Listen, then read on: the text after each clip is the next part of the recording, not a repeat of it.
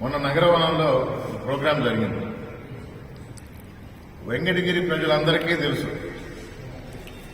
నగరవనం ఎప్పుడు ఆలోచన వచ్చింది, దానికి పునాది పడింది, అభివృద్ధి మొదలైంది.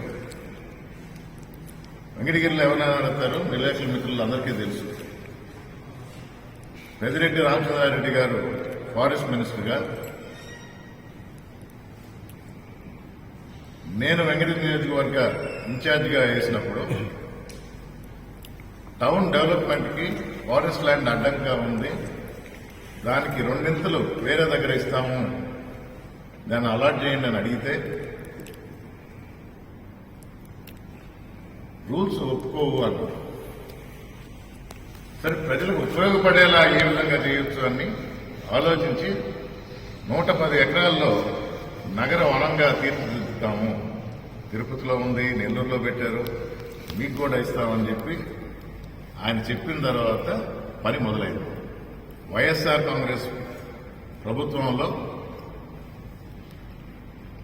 నేను ఇక్కడ ఇన్ఛార్జిగా ఉన్న తరుణంలో పెద్దిరెడ్డి రామచంద్రారెడ్డి గారు ఫారెస్ట్ మినిస్టర్గా ఉన్నప్పుడు జరిగిన ప్రక్రియ, దాని డెవలప్మెంట్ కూడా మొదలైంది.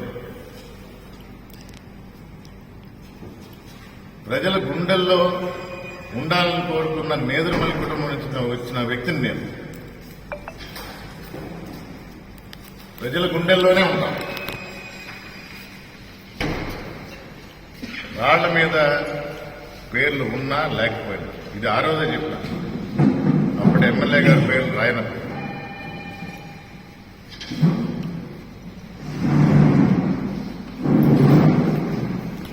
మొన్న ప్రారంభోత్సవం అన్నారు,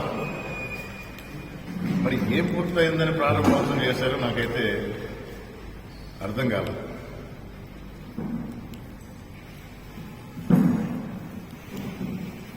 అధికారులను అడుగుతున్నా, ఫారెస్ట్ డిపార్ట్మెంట్ సంబంధించిన అధికారులు ఈ ప్రోగ్రాం పెట్టారు,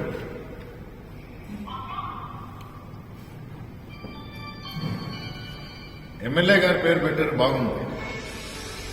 ఇదే ప్రజలు ఎన్నుకున్న వైఎస్ఆర్ కాంగ్రెస్ పార్టీకి చెందిన ఎంపీ గారి పేరు ఎందుకు లేదు?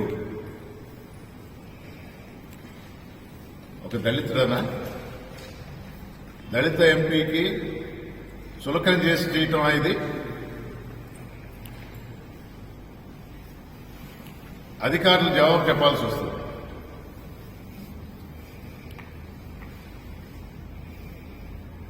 ప్రివిలేజ్ కమిటీకి అవసరం అయితే ఎంపీ గారు లెటర్ రాస్తారు,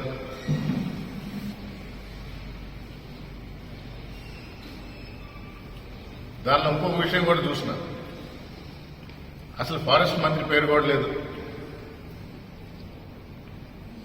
ఎవరయ్యా ఫారెస్ట్ మంత్రి అంటే ఆయనకి డిప్యూటీ సీఎం గానే చూస్తారు. కూటమిలో అసలు ఆ కూటమికి దగ్గర తీసుకురావడానికి, ప్రభుత్వం స్థాపించడానికి ముఖ్యమైన ఆ నాయకుడి పేరు, ఆ ఫారెస్ట్ మంత్రి పేరు, ఆ డిప్యూటీ సీఎం పేరు లేనే లేదు. అడగాల్సిన సైనికులు వేరే మహిళలు అడగాలి. నేను ప్రోటోకాల్ గురించి వారికి సంబంధించి నేను అడగను, కానీ మా ఎంపీ గారి పేరు ఎందుకు లేదు? తప్పకుండా దీన్ని కరెక్ట్ ఫోరం తీసుకుపోయి ఇష్యూని రేజ్ చేసి మా ఎంపీ గారికి విషయం తెలియజేయడం జరిగింది. అధికారులు ఇబ్బంది పడొద్దని మరొకసారి విన్నవించుకుంటున్నారు. మౌఖిక ఆదేశాల మేరకు చేస్తే ఇబ్బంది పడేది మీరే.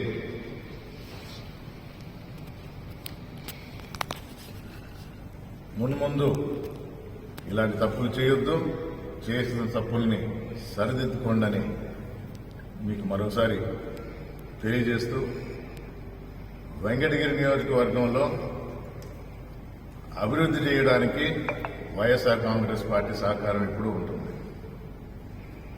ప్రతిదీ మా ఆలోచనలను మేము చెప్పం. ఆర్చి కడతామన్నా, సెంట్రల్ లైటింగ్ చేస్తామన్నా, రింగ్ రోడ్డు పెడదామన్నా కొత్త ఆలోచనలు వెంకటగిరికి అభివృద్ధికి దోహదపడితే తప్పకుండా వైఎస్ఆర్ కాంగ్రెస్ పార్టీ సహకారం ఉంటుంది. అంతేగాని చట్టబద్ధంగా గెలిచిన మా 25 మంది కౌన్సిలర్స్ ని ప్రలోభ పెట్టి, అంటే మొన్నే చూసాం తిరుపతిలో డిప్యూటీ మేయర్ కోసం ఒక కౌన్సిలర్ ఉంటాడు తెలుగుదేశం తరఫున, అతను డిప్యూటీ మేయర్ అయ్యాడు. ఎలా అవుతాడు? ఎక్కడి నుంచి వచ్చింది బలం? నెల్లూరు మున్సిపాలిటీలో తెలుగుదేశం అసలు కౌన్సిలరే లేడు. ఇండిపెండెంట్ గా వేసి డిప్యూటీ మేయర్ ఎలా అయ్యాడు?